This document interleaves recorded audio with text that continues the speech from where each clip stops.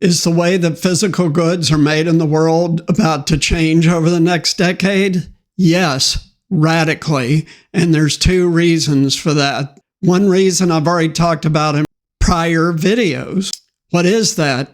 As 3D printing continues to scale up and therefore get cheaper and cheaper, as well as now being able to print with many more materials, ultimately, people will have 3D printers in their home that will make many things for them on demand rather than buying them somewhere else. Now, you'll probably pay for a specific design for a piece of clothing you like, but the actual piece of clothing will be made on your 3D printer at home. The same is already true of food and beverages, but will again become more prevalent over the next decade.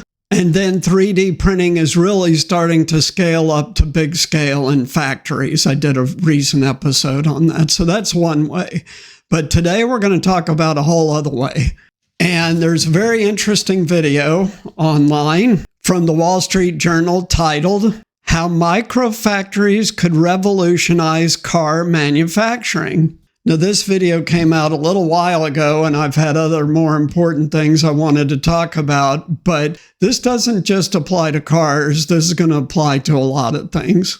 So this video talks about a new EV factory that has been built in Singapore by Hyundai. Now, Singapore is not a huge market, right? The country of Singapore physically is very small. So Hyundai has built what is called a microfactory, meaning small scale, small volume. But what they did is very highly automate this factory. How?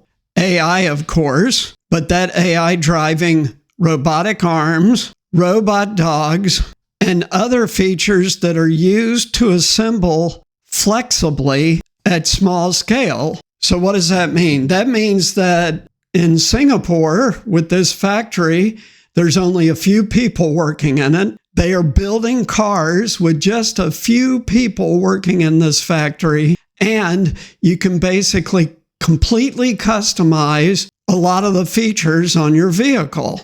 This is not just a singular example. This is going to become a global phenomenon over the next 10 to 20 years. What do I mean by that? Instead of mass production of many goods, factory production is going to morph into highly customized and individualized sales. This is going to become true with a lot of consumer products, not just automobiles. Why? Because then people can get basically exactly what they want. And because people are so individual, what they want often is actually different than what another person wants. So this is a phenomenon called on-demand flexible manufacturing, and it's the way that things are going to change over the next 20 years, especially in the manufacturing world. When you add in the near total automation coming over that 20-year period,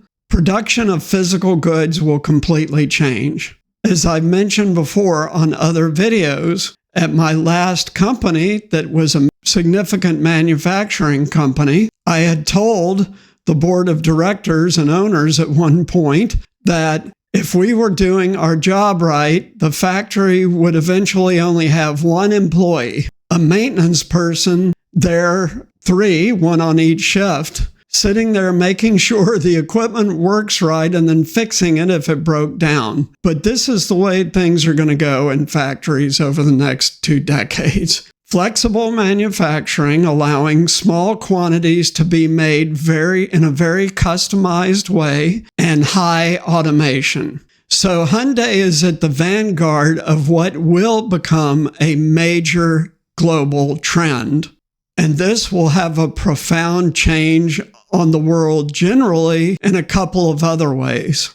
So over time, what are called supply chains, meaning how physical products get where they need to get, is going to become much, much more efficient, in part because of this change in the way things are made. meaning flexible, customized, small-scale factories. So that's number one. Number two, with this advanced manufacturing, AI-driven setup, right now, production waste is pretty high. In other words, a lot of the materials that go into making an item are wasted on either bad quality or having to run extra to make sure that you have enough of something because a certain percentage are going to be bad. That problem is going to be fixed courtesy of AI for quality inspection and this flexible manufacturing, advanced manufacturing methodology that's going to be permeating the world over the next 20 years. So things are going to be a lot more efficient and less wasteful, which is very good for society in managing resources, minimizing waste, and improving quality. So these flexible mini factories are really going to be a game changer in a lot of ways. I'm barely scratching the surface here, but you can tell from the things I've already said that, among other things, this will have a huge environmental impact globally. I have said it before, but it's worth always saying again when I'm talking about something like this. People are going to be shocked at what happens in the next 10 years and especially 20 years. Things are going to change so much, so rapidly that for many people, they are going to feel like they're having a dislocating or out-of-body experience, that the change is so rapid and so profound in such a quick period of time. Keep in mind that in the prior revolutions that happened, the agricultural revolution, the industrial revolution, the information age revolution of first computers and then the internet, all of that took decades or hundreds of years or thousands of years in the case of agriculture. This is all now being compressed into between 5 and 15 years, more or less. It's going to be shocking. So if you're interested in having your own customized EV, well, order your highly customized vehicle from Hyundai's Singapore EV plant that's almost fully automated. And when it's ready, fly to Singapore and pick it up or have it shipped wherever you want to go. So again, manufacturing globally is about to really profoundly change. So thanks so much for tuning in. If you like this video, please like, subscribe, and share. Also, please support us on Patreon. We're starting to get Patreon support. It's very helpful. Really appreciate that. And again, special shout out to my subscribers who pushed us over 1,600 this week. So thanks so much. Take care. We'll see you next time. Bye.